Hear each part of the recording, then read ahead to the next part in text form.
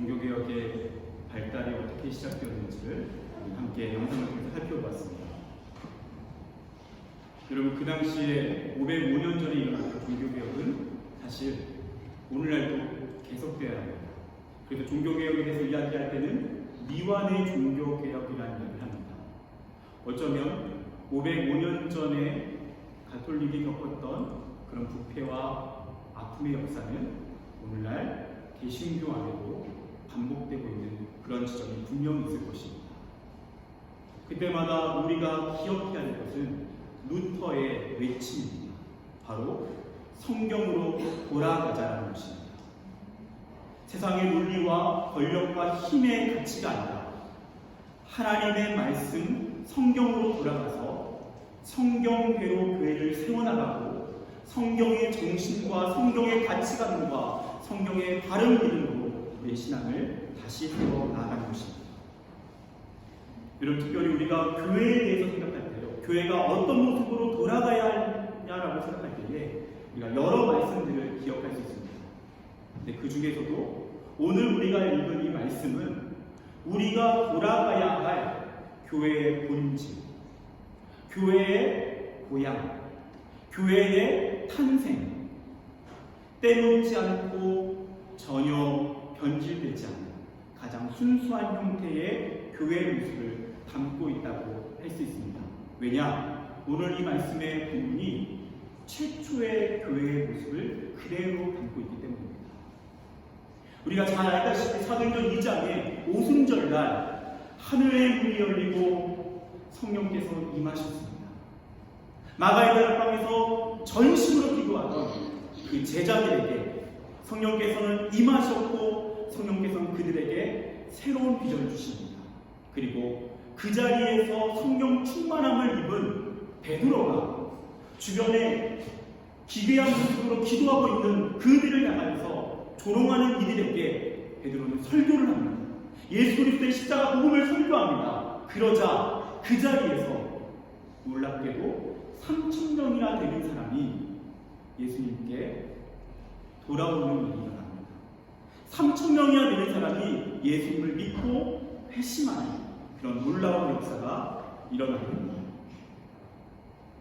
여러분, 오늘날 우리가 3,000명이라고 하는 숫자를 듣게 되면요, 굉장한 숫자라고 들립니다. 그렇죠?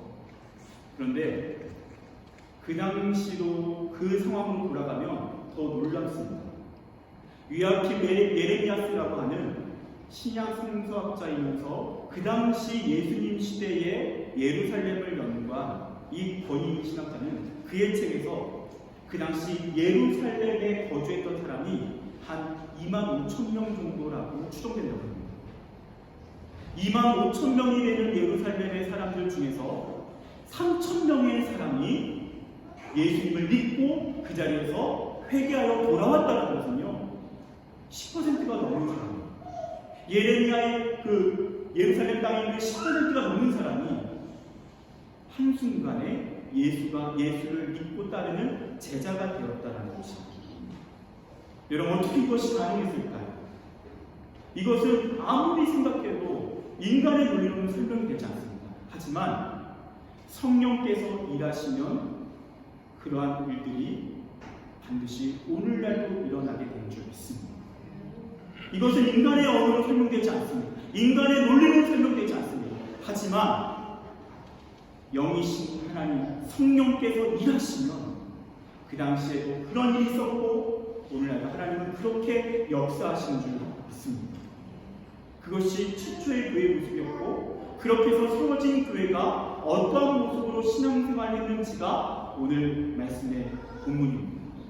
그래서 오늘 말씀에 등장하는 교회의 모습은 때묻지 않은 교회의 모습, 가장 본질적이고 가장 이상적인 교회의 모습을 그대로 담고 있습니다. 여러분, 오늘날 우리가 말하고 있는 교회는요, 어쩌면 역사의 시간과 함께 흐름과 함께 재배화되고 또 나름대로의 문화의 옷을 입은 교회라고 했었습니다. 여러분, 생각해 보십시오. 그 당시 교회에는 오늘날과 같은 예배당이 있었을까요? 없었습니다. 당연히 없었습니다. 그들은 성전에서 한 곳에 모여서 예배를 하거나 아니면 가정집에서 펴져서 예배를 드렸습니다. 여러분 어떤 경우에 간혹 가다가 지나치게 어떤 예배 예식과 예배당의 어떤 구조와 이런 것들을 지나치게 권위를 부여하는 사람이 있습니다. 하지만 그것은 굉장히 성경적이지 않은 접근입니다. 우리가 꿈꿔야 하고 가장 본질적으로 붙잡아야 될 교회 모습은 오늘 말씀의 본문에 등장하는 이 교회입니다. 성경의 교회입니다.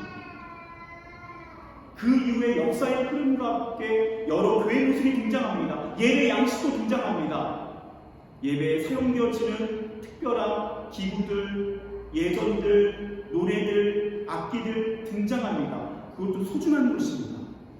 그런데 가장 원형적인 본질적인 걸 얘기한다면 사실 그런 것들이 전혀 없는 어쩌면 굉장히 초라하고 어설픈 형태의 공동체의 모습이었습니다. 여러분 생각해 보십시오. 오늘 이 말씀의 본문과 함께 교회는 핍박이 시작됩니다. 그 핍박은 나중에는 어느 정도 수준이었냐면 자신이 그리스도인이 되었습니다라는 그 의미는 그 당시 어떤 의미였냐면 문화적으로 예비 사형수라는 의미였습니다.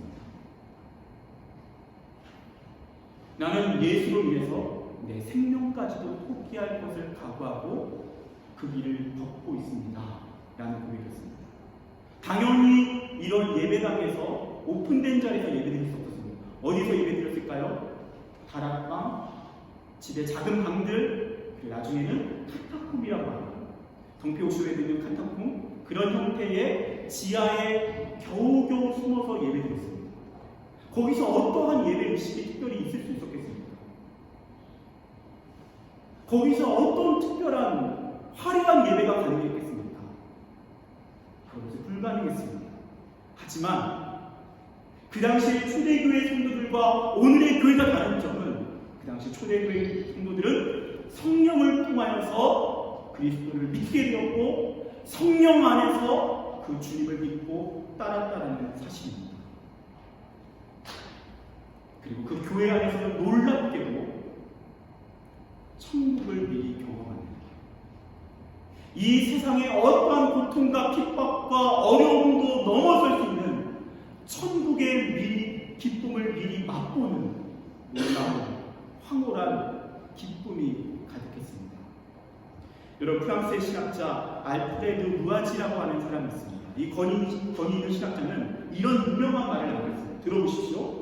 예수는 하나님의 나라, 하나님의 왕국을 선포했는데 막상 그 후에 되어진 것은 교회였다. 다시 한번요. 예수님은 하나님의 나라, 천국을 선포했는데 막상 되어진 것은 교회였다. 굉장히 중요한 말이고 의미심장한 말입니다. 예수님은 사복음서에서 끊임없이 천국에 대해서 가르치십니다. 하나님 나라에 대해서 가르치십니다. 그래서 회개하라, 천국이 가까이 왔느니라 라고 말씀하십니다. 천국이 지금 바로 눈앞에 왔고 그리고 그 천국이 시작되었다고 말씀하십니다. 그런데 그 예수님의 가르침대로라면 이 땅에 천국이 임해야 되는데 천국이 임하는 것 대신에 등장한 것이 교회였다는 것입니다. 굉장히 중요한 의미입니다. 그렇다면 이 예수님께서 친히 세우시겠다고 하신 교회는 어떤 의미입니까? 바로 천국과 그 하나님 나라의 영광을 미리 맛볼 수 있는 공동체, 그것이 바로 교회라는 것입니다. 천국이 가까이 왔다, 천국이 시작되었다, 천국이 임했다. 근데 그 임한 1차적인 공동체, 1차적인 자리는 어디입니까? 교회인 줄 믿습니다. 그래서 예수님이 이렇게 말씀하십니다. 누가복음 17장 21절에서 또 여기 있다 저기 있다고도 못하느니 하나님의 나라는 너희 안에 있느니라. 너희 가운데 있느니라. 하나님 나라 천국은 어디 있습니까? 그 대답에 예수님의 대답은 하나님의 나라는 너희 가운데 있다. 예수의 공동체 안에 그 자리에, 그 예배 자리에, 그 모임의 자리에 하나님의 나라가 이미 시작되었다는 것입니다. 그래서 교회는 어떤 곳입니까? 교회는 물론 불완전하지만 하나님 나라 천국의 모형입니다. 그리고 교회는 천국의 모델하우스입니다. 그래서 우리는요, 이 교회라고 하는 공동체를 통해서 물론 이 불완전한 이 땅에서 상처를 받고 어려움을 겪기도 하지만 이 교회 안에서 그 영광스러운 주님을 만나는, 그래서 천국과 같은 기쁨을 경험하는 자리가 교회인 줄 믿습니다. 그것이 교회입니다. 그것이 예수님께서 꿈꾸셨던 교회입니다. 그래서 예수님을 머리로 온전히 인정하면서 그분의 말씀 안에서, 그분의 진리 안에서 교회를 세워나가면 교회는 그야말로 천국을 미리 맛보는 영광스러운 공동체가 됩니다. 그런데 반대로 그 머리 대신 천국의 왕 대신 예수님을 따르지 않으면 교회는 변질되고 천국과는 멀어지게 된다는 것입니다. 그것이 교회의 영광이고 동시에 교회의 현실입니다. 그래서 여러분, 우리는 이 교회에 대한 말씀 안에서 그 천국이 어떻게 초대교회 안에서 임했는지, 어떻게 시작되었는지, 그리고 우리가 교회에 대해서 다양한 것을 생각할 수 있지만 절대 놓치지 말아야 될 교회의 모습은 무엇인지, 그리고 우리 신앙의 본질은 무엇인지를 오늘 이 말씀에 등장하는 5가지의 기능을 통해서 함께 이야기해보자 합니다. 첫 번째, 초대교회 안에서 경험되었던 그 천국이 임했던 자리는 어디입니까? 그것은 바로 예배입니다. 초대교회 예배의 자리에 임했던 것은 하나님의 나라 천국이었습니다. 오늘 이 말씀을 보십시오. 42절에 떡을 떼며 오로지 기도하기를 힘씁니다. 날마다 마음을 같이하여 성전에 모이기를 힘쓰고 집에서 떡을 떼며 47절에 하나님을 찬미합니다. 여러분, 초대교회 성도들이 집중했던 가장 우선적인 것은 무엇입니까? 예배였습니다. 성전에 모여서 그곳에서 주님을 예배하기도 했고요, 각자 집에 흩어져서 그곳에서 주님을 예배하기도 했습니다. 그것이 초대교회의 가장 본질적인 모습이었습니다. 그 예배의 자리에서 초대교회 성도들은 천국을 경험했습니다. 살아계신 하나님을 경험했습니다. 도저히 부정할 수 없는 하나님의 임재를 경험하면서 그들은 기꺼이 어떤 핍박에도 굴복하지 않고 예수님을 따라갔습니다. 여러분, 그렇다면 우리는 동일하게 이뤄야 합니다. 우리는 우리 파리 연합교회 예배 안에서 천국을 미리 경험하고 있습니다. 우리는 이 자리에서 천국의 왕 되신 예수 그리스도를 인격적으로 만나고 있는가? 우리는 이 자리에서 그 주님을 예배하는 자리에서 그 천국의 영광을 맛보고 있는가? 여러분, 이것만큼 중요한 것은 없습니다. 아무리 우리가 화려한 예배당에서 예배를 드리고, 아무리 갖춰진 최고의 방식으로 예배를 드리고, 예식으로 예배를 드리고, 악기로 예배를 드리고, 정말 고운 옷을 입고 예배를 드려도 그 자리에 살아계신 하나님을 인정하며 미리 맛보는 천국의 기쁨이 있다면, 여러분, 그 예배는 공허한 예배인 것입니다. 저는 믿는 것은 우리 파리 연합교회 예배가 점점 하나님께서 이곳에 기름 부어 주시고 계신다는 걸 느낍니다. 왜냐하면요, 기도하는 사람이 있기 때문에. 저는 분명하게 예배에 대해서 믿는 신앙입니다. 그것은 하나님께서 예배 가운데서 일하신다는 것입니다. 예배 가운데서 하나님의 사람들을 만나주신다는 것입니다. 제가 청소년 사역을 할 때, 아무래도 청소년 사역을 하다 보면 참 이렇게 많은 이렇게 사고들이 많습니다. 그런데 제가 담당했던 교회 안에서 가장 좀 말썽을 일으켰던 한 여학생이 있었습니다. 중학교 3학년 학생이었는데, 이 학생이요, 교회에 오는 친구들을 좀 괴롭히기도 하고 학교에서도 좀 문제아로 불려졌던 아이였는데, 중학교 3학년인데 오토바이를 타고 다니고, 그건 괜찮죠. 괜찮은데 그걸 이제 그런 친구들과 어울리면서 학교에서도 문제를 일으키고 친구들을 괴롭히는 그런 학생으로 좀 교회 안에서도 그 친구 때문에 교회를 다니지 않겠다. 그 교회는 우리 아이를 보내지 않겠다.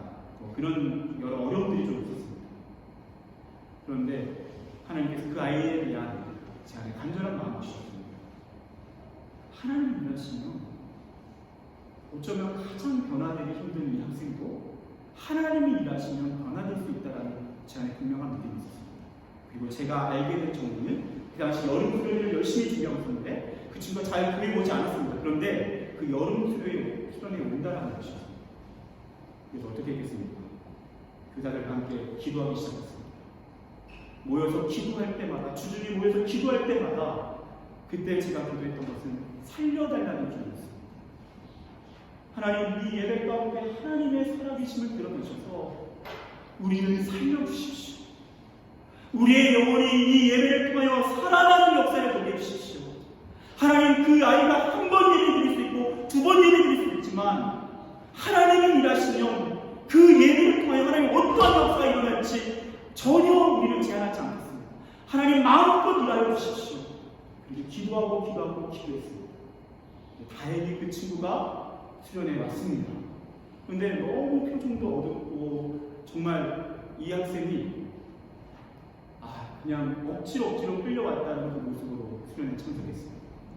첫날 예배를 드렸습니다. 첫날 예배를 드리고 그 친구가 끝나자마자 신속하게 집으로 그냥 가버렸습니다. 이 상황에서 너무 좀 이렇게 수련회가 힘들었나, 예배드리기가 힘들었나 그런 마음이 불안해했는데 그 친구가 그 다음날 또 왔습니다.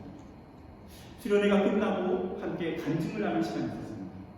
그 친구가 나와서 갑자기 놀랍게도 간증을 하기 시작했습니다. 그 간증은 뭐였냐면 정말 엄마한테 억지로 끌려온 수련회에서 눈을 감고 그냥 졸고 있었는데 첫째 날 예배 시간 갑자기 그냥 찬양이 시작돼서 자기는 아무 관심도 없이 그냥 빨리 끝나고 집에나 가야겠다는 생각으로 예배 자리에 앉아 있었습니다. 하나님의 임재를 보고 있다는 것입니다. 거기서 예수님의 음성을 들었다. 내가 너를 사랑한다. 내가 너를 사랑한다. 나는 너를 포기하지 않는다. 넌 내 딸이다. 그 친구가 그 음성을 듣고 감격한 것이 아니라 너무 이상해서 그냥 빨리 집으로 가버렸다는 것이죠. 그래서 그 첫날에 집에 갔다는 것이죠. 둘째 날 예배 드릴 때도 그 예수님의 음성을 듣습니다. 이 아이가 나중에 변화되어서 학교에 아이를 전도하기 시작합니다. 그리고 학교에서 큐티 모임을 만들어서 그 큐티 모임을 하면서 아이를 전도하고 양육하는 아이가 되었어요.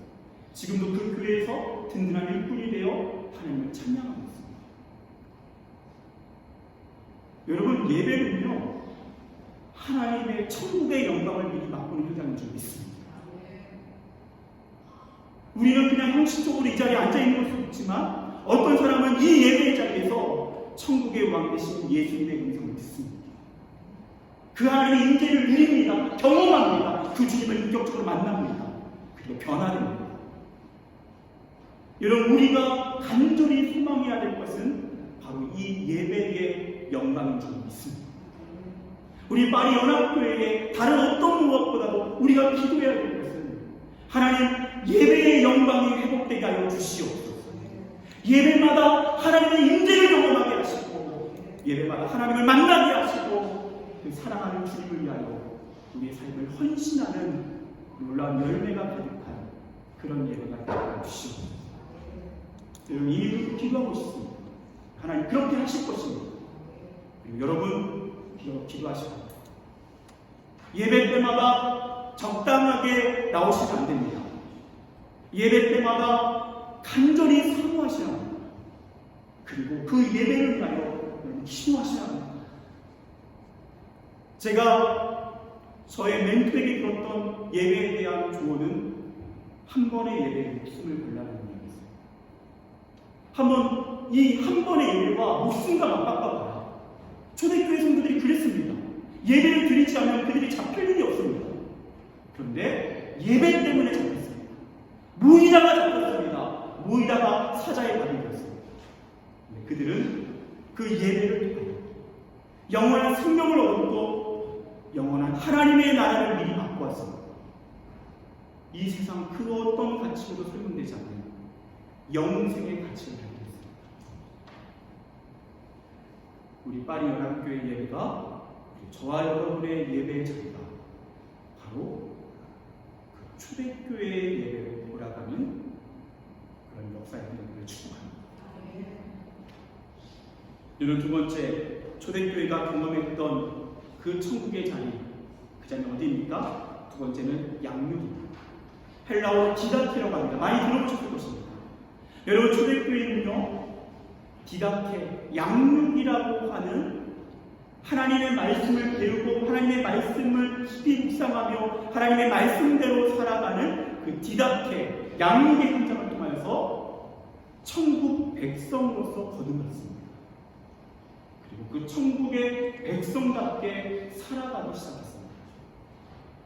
그래서 초대교회 성도들의 삶을 통하여서 놀라운 복음이 전도되는 일들이 있습니다. 실제로 어떻게 초대교회가 로마 제국을 국교화시키게 되었는지를 연구하는 그런 여러 연구들이 있습니다.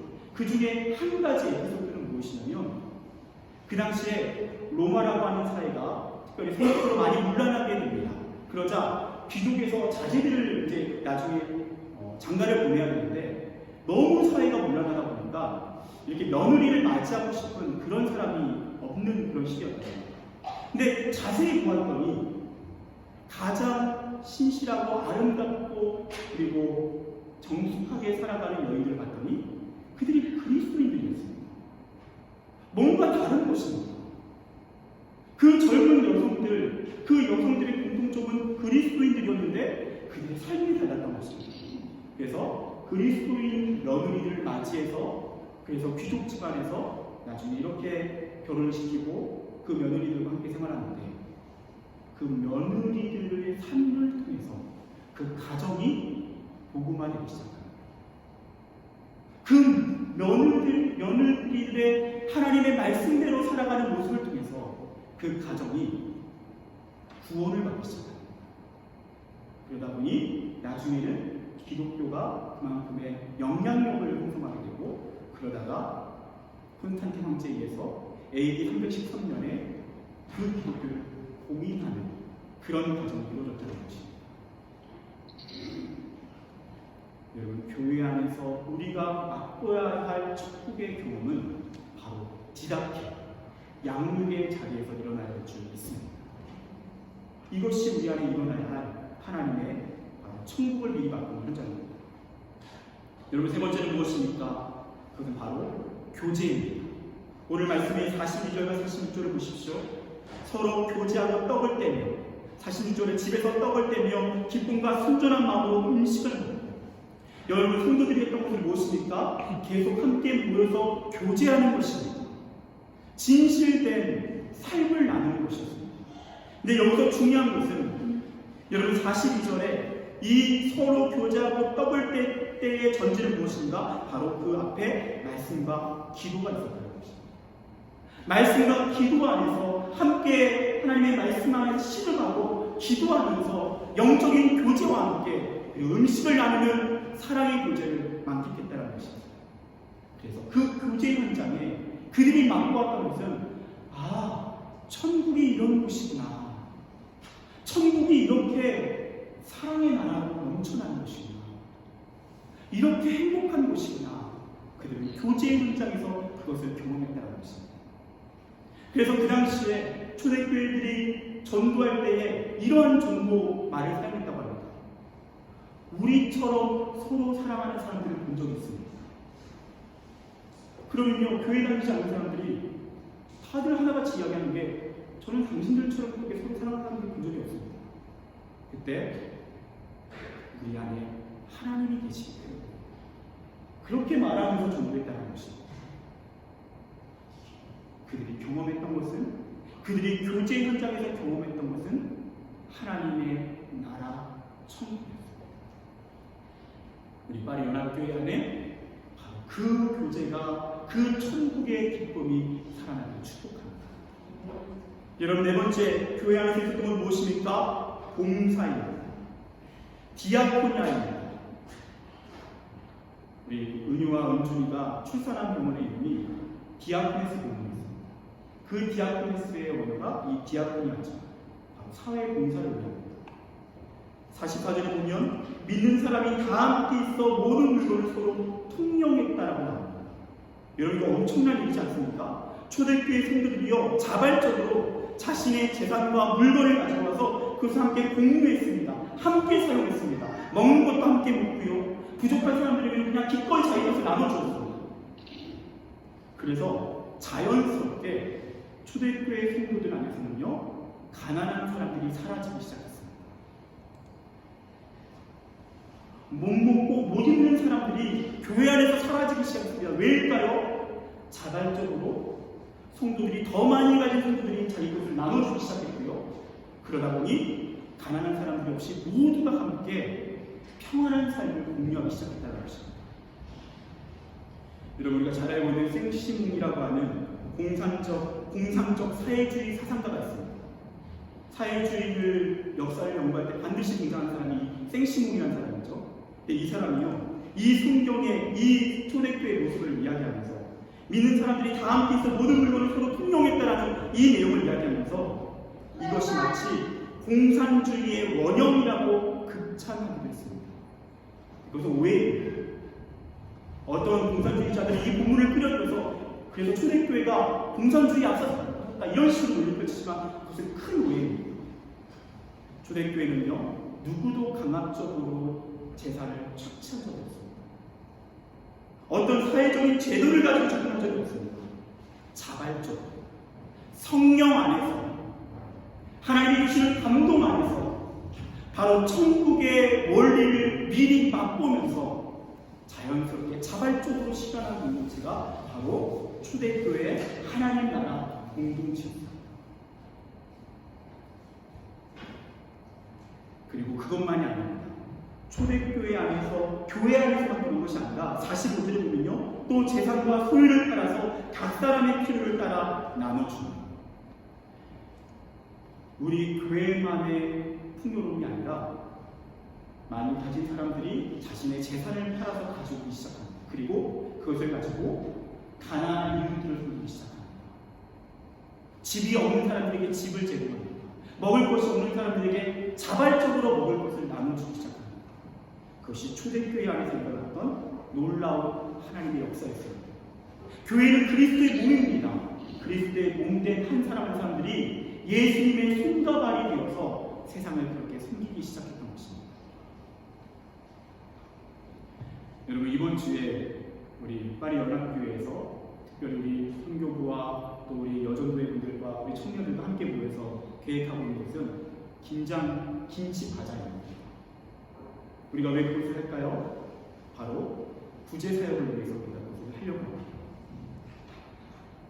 우리 교회가 놓치지 말아야 될 정말 중요한 것은 바로 디아코니입니다. 예수님의 손과 발이 되어서 세상을 섬기는 것입니다. 봉사하는 것입니다. 그래서 우리 교회만이 아니라 더 나아가서 우리 주변의 이웃들, 가난한 사람들, 이 땅에 버려진 인생들 우리가 사랑하고 섬기는 것, 그것이 반드시 교회가 놓치지 말아야 할 중요한 사명이었다는 것입니다. 여러분 마지막 다섯 번째는 바로 전도입니다. 캐리그마입니다. 47절에 주께서 구원받는 사람을 날마다 더하게 하십니다.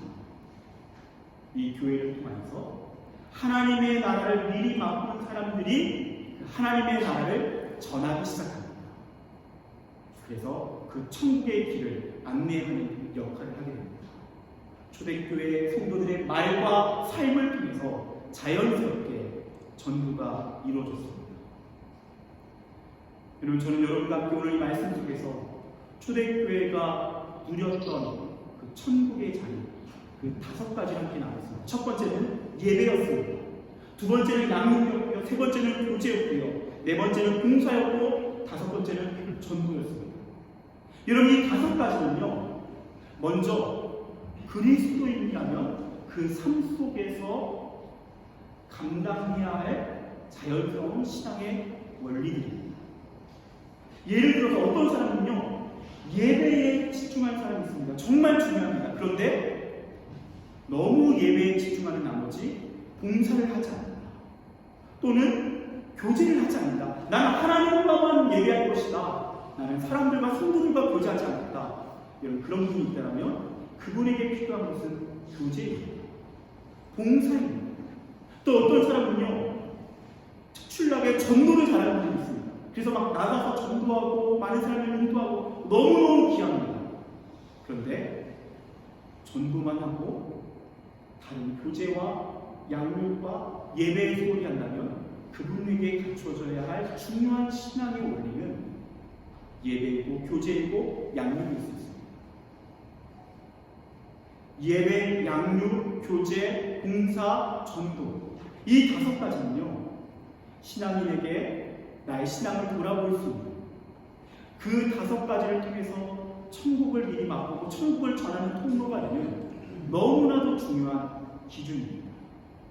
여러분, 교회도 마찬가지입니다. 어떤 교회는요, 예배가 정말 강한 교회가 있습니다. 그런데 그런 예배가 너무 강한 나머지 전혀 양육을 하지 않는다면 그 교회는 너무 중요한 것을 놓치고 있는 것입니다. 또 어떤 교회는요, 사회 봉사를 너무 잘하는 교회가 있습니다. 그런데 사회 봉사만 너무 잘하고 전혀 교제하지 않는다, 예배하지 않는다. 그렇다면 그 교회는 예배와 교제가 회복되어야 되는 것입니다. 여러분, 오늘 말씀 앞에서 한번 돌아봅시다. 나의 신앙을 먼저 한번 돌아볼까요? 지금 나에게 필요한, 나에게 회복되어야 할 그러한 결핍된 부분이 무엇입니까? 저는 말씀을 준비하면서 제 스스로를 돌아볼 때에 그 중에 한 가지가 바로 전도라는 생각이 들었습니다. 그리고 한 가지가 봉사라는 생각이 들었습니다. 다시 제가 하나님 앞에서 갖춰가야 할 모습이 바로 그 부분이라는 생각을 하게 됐습니다. 여러분에게는 어떻습니까? 바로 그 부분이 오늘 하나님께서 우리에게 알려주신 우리가 회복되어야 할 신학의 영역인 줄 믿습니다. 여러분, 우리 교회는 어떻습니까? 우리 교회 안에 있는 예배와 양육과 교제와 봉사와 전도, 이 5가지의 신앙의 원리가 우리 파리 연합교회에서 아름답게 균형을 이루고 그리고 더 아름답게 합력하여서 그 모든 자리에서 천국을 미리 맛볼 수 있게 되기를 진심으로 축복합니다. 여러분, 이탈리아 이노센티에 있는 한 고아원이 있습니다. 역사적으로 참 유서 깊은 그런 고아원인데요. 그 고아원에는 다양한 사례를 안고 온 그런 고아들이 있었습니다. 근데 그곳에서 한 영상을 보면요, 그 고아원 출신의 아시아계 고아의 이야기가 등장합니다.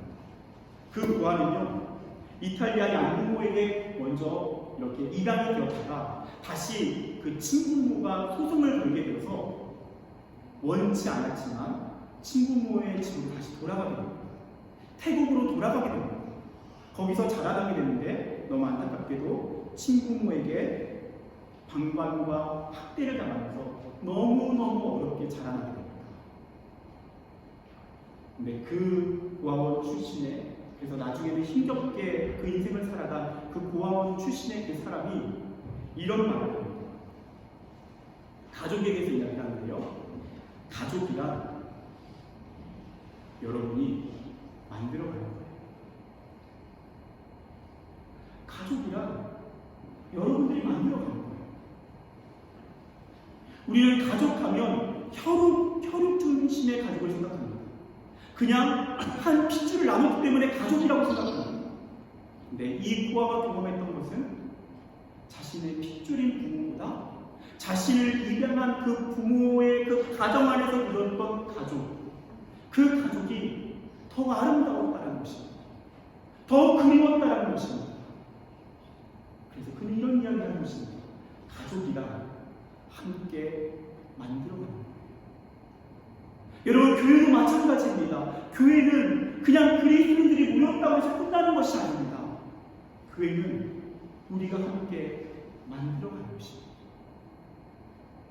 하나님 우리에게 약속하신 그 천국은 그냥 모이는 동시에 끝나는 것이 아니라 우리가 그 비전을 품고 하나님의 말씀 안에서, 그 기도 안에서, 그리고 오늘 제시한 이 5가지 원리 안에서 우리가 함께 이루어 나갈 때에 하나님께서 우리 마리오나교회에 그 가족을, 그 천국을 만들어 주시는 것인 줄 믿습니다. 우리 마리오나교회가 한 사람 한 사람 그렇게 교회를 천국으로 만들어가는 초대교회와 같은 성도들을 귀하게 쓰임받는 인생들을 축복합니다. 기도하겠습니다.